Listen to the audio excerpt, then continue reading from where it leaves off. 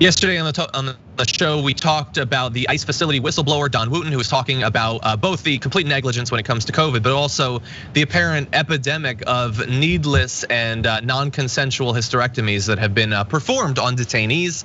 That whistleblower has now been on TV last night on Chris Hayes' show. Want to show you just a few of her comments about what she was exposed to in her time at the facility.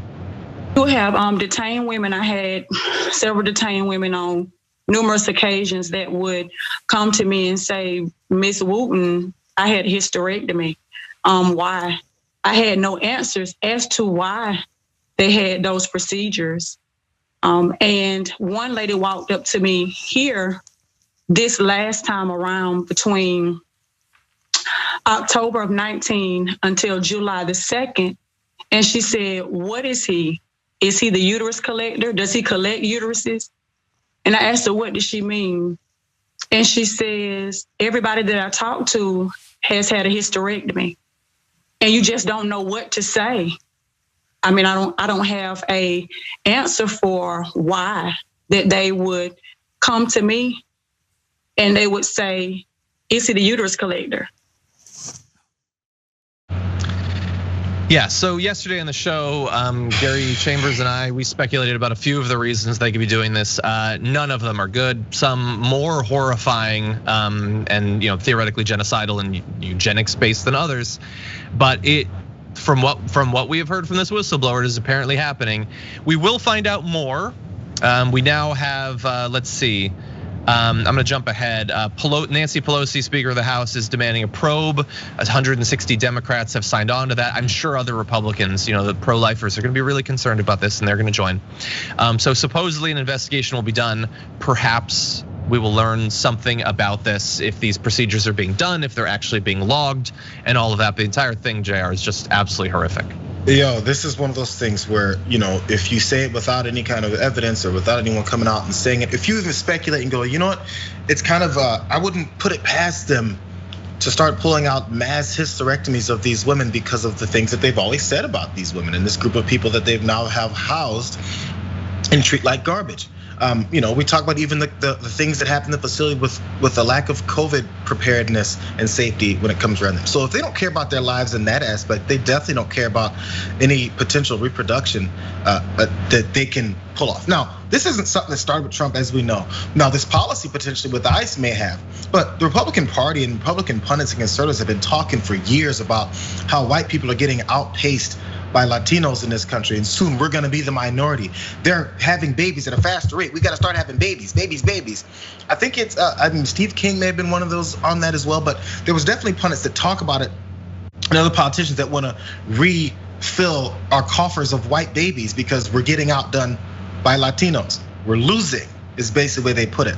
Now, throughout history, we know that this country's done things with sterilization of particular women.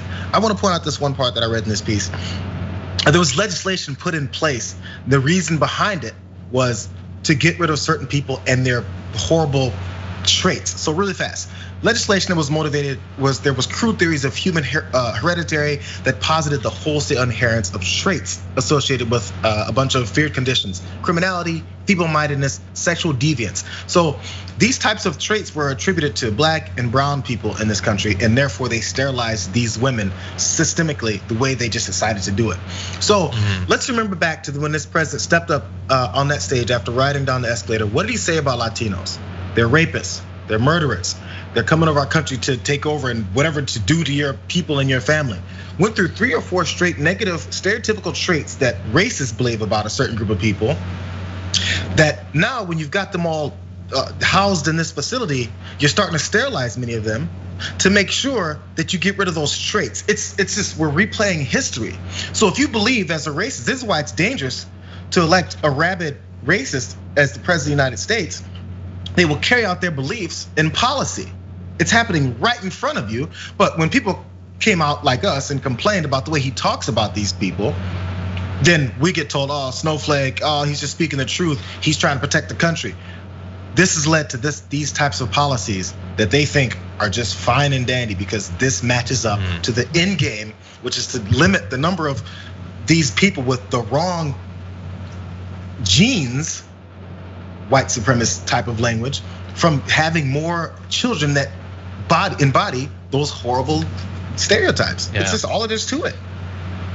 Yeah, and look, obviously we need the investigation. We can speculate. We don't know exactly how many were done, but considering what has been done at these facilities just during the Trump administration, there are very good reasons to be incredibly concerned about this. We know how little care there has been in these sorts of facilities to protect people from the spread of COVID. There's been sexual assaults, there's been abuse, there's been deporting individuals who are about to give testimony. Like, all of these things are context that we also have to bear in mind when hearing what this whistleblower has to say. Obviously, we need an investigation and more information. And in terms of the speculation, like the idea that this, like all of what JR just said, like it is an indisputable fact that our government has conducted things like this in the past, that many other governments have done that.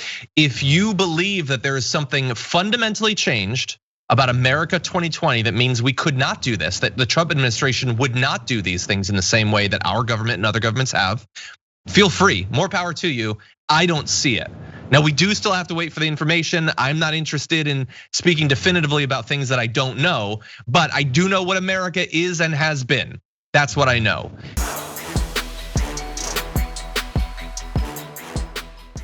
Check out the Damage Report podcast each day, wherever you get your podcasts, whether Pocket Casts or Stitcher or iTunes. You can join me as I give you the news and stories you want, with a range of co-hosts and interview guests jumping in on the fun each day. Again, that's the Damage Report, wherever you get your podcasts. And if you get them at iTunes, don't forget to rate and review. Sometimes I'll read them live on the show.